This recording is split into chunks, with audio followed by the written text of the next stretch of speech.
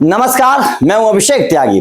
Team India की squad का selection हो गया है एशिया कप 2025 के लिए।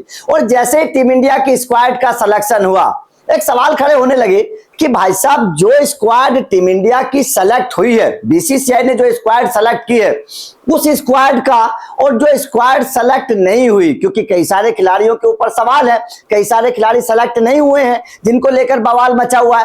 तो उन दोनों टीमों की अगर कंपेयर किया जाए तो कौन सी टीम मजबूत है, मतलब selected versus non selected playing 11, दोनों की अगर प्लेइंग 11 को बनाया जाए तो कौन सी प्लेइंग 11 मजबूत बनेगी, कौन सी प्लेइंग 11 बेहतर बनेगी, ये एक बार बनाने की कोशिश करते हैं। क्योंकि बड़ा दिलचस्प है, कई सारे खिलाड़ी ऐसे बाहर कर दिए हैं टीम इंडिया ने जिनके ऊपर सवाल खड़े हो रहे हैं, जिनको सेलेक्ट करना चाहिए था, जिनके परफॉर्मेंस पर कोई डाउट नहीं था, लेकिन उसके बावजूद उनको मौका नहीं दिया गया और बाकी खिलाड़ी को मौका देकर कहीं ना कहीं सवाल खड़े कर दिए हैं कि भाई साहब, कुछ ना कुछ मामला दाल में काला है। कई सारे दिग्गजों ने भी, दिग्गज क्रिकेटर्स ने भी, कई सारे दिग्गज क्रिकेटर्स ने इस पर सवाल खड़े किए हैं कि भाई साहब, सेलेक्टर्स तो अपना आपा ही खो बैठे हैं, सेलेक्टर्स को पता ही नहीं है कि सेलेक्टर्स आखिर कर क्या रहे हैं। अब क्या बनती है, चलिए प्लेइंग 11 एक बार बनाने की कोशिश करते हैं कि आखिर प्लेइंग 11 कैसी बनती है।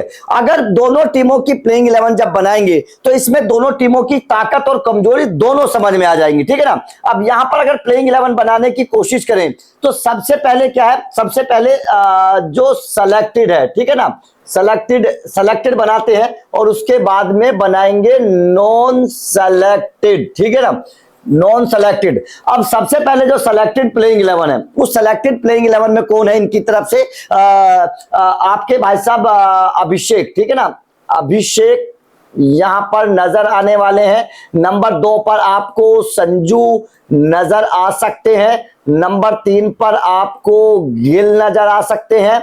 नंबर 4 पर आपको सूर्या नजर आ सकते हैं।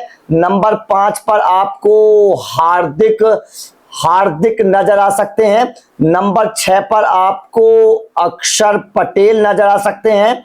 नंबर 7 पर आपको, यहां पर थोड़ा सा मामला है कि क्योंकि रिंकू सिंह है, रिंकू सिंह को हो सकता है कि यहां पर अक्षर पटेल को मौका दे दिया जाए और यहां पर रिंकू सिंह को मौका फिनिशर का दे दिया जाए, ठीक है ना। नंबर 7 हो गया। नंबर 8 पर आपको नो डाउट शायद बुमराह ही नजर आएंगे। नंबर 9 पर आपको हो सकता है कि कुलदीप यादव नजर आ जाएं। नंबर 10 पर हो सकता है कि आपको अर्शदीप सिंह नजर आ जाएं और 11 पर हो सकता है कि वरुण चक्रवर्ती आपको नजर आ जाए।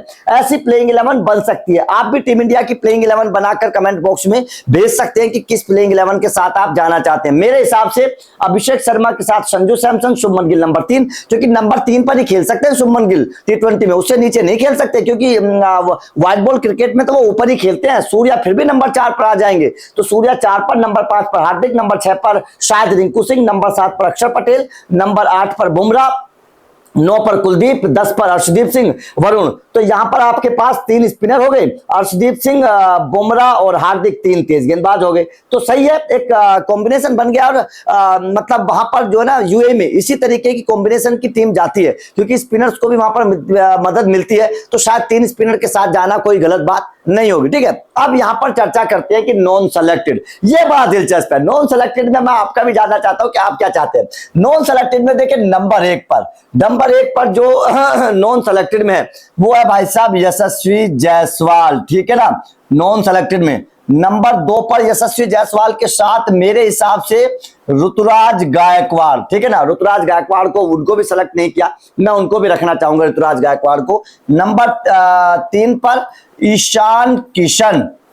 नंबर 4 पर मेरे हिसाब से यहां पर कौन होना चाहिए, ईशान किशन के बाद में मैं केएल राहुल को रख दूंगा, ठीक है ना। नंबर 5 पर श्रेयस अय्यर, या फिर ईशान किशन को यहां से आप कर भी सकते हैं, लेकिन नंबर 5 पर श्रेयस अय्यर। नंबर 6 पर यहां फिनिशर की बात आ गई तो यहां पर मेरे रहेंगे रियान पराग, ठीक है। नंबर 7 पर आ जाती है बात अब ऑलराउंडर की, नंबर 7 पर बात आ जाती है ऑलराउंडर, तो यहां पर मैं कौन रखूंगा, यहां पर मैं रखूंगा नीतीश रेड्डी, ठीक है ना, नीतीश रेड्डी को भी बाहर कर दिया है, तो यहां पर मैं रखूंगा नीतीश कुमार रेड्डी, या फिर ऑलराउंडर के तौर पर आप रमनदीप सिंह को रख लीजिए। रमनदीप सिंह ने हाल ही में शतक लगाया है, तो रमनदीप सिंह को रख लीजिए। नंबर 7 नंबर 8 के तौर पर, क्योंकि इस टीम में अभी तक कोई स्पिनर नहीं है, तो मैं यहां पर रख लूंगा वॉशिंगटन सुंदर। वॉशिंगटन सुंदर भी नहीं है, ठीक है ना। उसके बाद में नंबर 9 पर मैं अब आ जाता हूं गेंदबाजों की तरफ। तो गेंदबाजों में मैं किसको रखूंगा? गेंदबाजों में मैं यहां पर रखूंगा भुवी। T20 में मैं रखना चाहता हूं भुवी को। नंबर 10 पर मैं रखूंगा प्रसिद्ध कृष्णा, ठीक है ना। वो गेंदबाजी बहुत सॉलिड कर रहे हैं और इस वक्त बड़ी शानदार तरीके की परफॉर्मेंस प्रसिद्ध कृष्णा की चल रही है।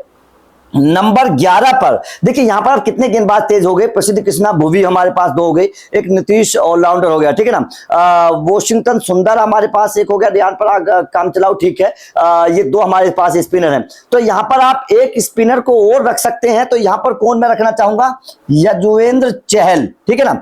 ये मेरी प्लेइंग 11 है, नॉन सेलेक्टेड जो प्लेइंग 11 है, ये मेरी प्लेइंग 11 है। तो यहां पर अब आप दोनों को अगर कंपेयर करें, देखिए अभिषेक शर्मा जायसवाल को कंपेयर कर लीजिए। जायसवाल का परफॉर्मेंस हाल के दिनों में अभिषेक शर्मा से अच्छा रहा है, नो डाउट। इस बात को आप भी एग्री करेंगे कि अभिषेक शर्मा से जायसवाल का परफॉर्मेंस आईपीएल में भी अच्छा रहा था और T20 इसमें टीम इंडिया में तो अच्छा कर ही रहे हैं। संजू सैमसन, ऋतुराज गायकवाड़ दोनों बराबर हैं। ऋतुराज गायकवाड़ भी अच्छा कर रहे हैं और संजू सैमसन भी अच्छा कर रहे हैं, हालांकि थोड़ा सा बेहतर है। शुभमन गिल, ईशान किशन, थोड़ा सा मामला यहां पर डामाडोल है। सूर्या, केएल राहुल का परफॉर्मेंस बड़ा अच्छा रहा है। श्रेयस अय्यर की बल्लेबाजी तो खैर कमाल की रही है, हार्दिक श्रेयस अय्यर, ठीक है। अक्षर पटेल, रियान पराग, मतलब कुल मिलाकर बात यह है कि टीम जो है ना, अगर मैं दोनों टीमों का कंपेयर करूं तो दोनों टीमें बेहतर मुझे नजर आ रही हैं। जो नॉन सेलेक्टेड टीम है इसमें भी मुझे कहीं कमजोरी नजर नहीं आ रही, क्योंकि जायसवाल लगातार रन बना रहे हैं, ईशान किशन भी अच्छा कर रहे हैं, केएल राहुल ने लगातार रन बनाए, श्रेयस अय्यर ने कमाल कर दिया, रियान पराग ने कमाल कर दिया, नीतीश कुमार रेड्डी शानदार कर रहे हैं, वॉशिंगटन सुंदर ने टीम इंडिया में हाल ही में किया है, भुवनेश्वर कुमार को आप देखिएगा, प्रसिद्ध कृष्णा कमाल कर रहे हैं। यार इसमें से 7-8 खिलाड़ी तो ऐसे हैं जिन्होंने हाल के दिनों में अच्छा परफॉर्मेंस करके दिखाया, लेकिन उसके बावजूद भी भाई साहब इन खिलाड़ियों को मौका दिया नहीं गया है। तो यहां पर अब ये सवाल खड़े हो रहे हैं कि क्या वास्तव में जो टीम का सिलेक्शन होता है वो टीम का सिलेक्शन चेहरा देखकर होता है या आईपीएल की टीम देखकर होता है? क्या देखकर टीम का सिलेक्शन होता है? ये चीजें अभी भी समझ में नहीं आ रही हैं, क्योंकि सवाल ये खड़े हो रहे हैं कि टीम इंडिया में जिस खिलाड़ी को मौका दिया गया क्या वास्तव में वो मौके के हकदार थे, और जिन खिलाड़ी को बाहर कर दिया गया क्या वास्तव में उनको बाहर करना ठीक था? क्योंकि श्रेयस अय्यर पर सवाल खड़े हो रहे हैं। श्रेयस अय्यर को बाहर कर दिया, श्रेयस अय्यर को बाहर करना क्या ठीक था? आईपीएल में रन है, वनडे विश्व कप में रन है, चैंपियंस ट्रॉफी में रन है, भाई साहब और क्या चाहिए? कप्तान के तौर पर बढ़िया परफॉर्मेंस करके दिखा रहे हैं। एक खिलाड़ी से और क्या चाहिए भाई साहब? सेलेक्टर्स को क्या चाहिए? उसने अपने आप को कप्तानी में साबित करके दिखाया, उसने अपने आप को वनडे में साबित करके दिखाया, उसने T20 में साबित करके दिखाया। यार और क्या चाहिए आपको खिलाड़ी से? उसके बावजूद भी आप उस खिलाड़ी को बाहर कर देते हैं और ये संकेत दे देते हैं फ्यूचर के लिए कि श्रेयस अय्यर की जगह अब टीम में नहीं बनती है। तो कहीं ना कहीं ये गलत है, खिलाड़ी के तौर पर गलत है। खिलाड़ी के दिल पर क्या बीतती होगी जब उसको परफॉर्मेंस करने के बावजूद भी उस खिलाड़ी को बाहर कर दिया जाता है। तो आपका इस प्लेइंग 11 पर क्या कहना है? कौन से खिलाड़ियों को आपको लगता है कि उनके साथ गलत हुआ है? कमेंट करके बताइएगा। वीडियो अच्छी लगी हो तो लाइक को शेयर जरूर करिए, चैनल को सब्सक्राइब करके बेल आइकन को प्रेस कर देना, क्योंकि इस तरीके की एनालिसिस वीडियो आपको केवल यहीं पर मिलेंगी। Thank you very much.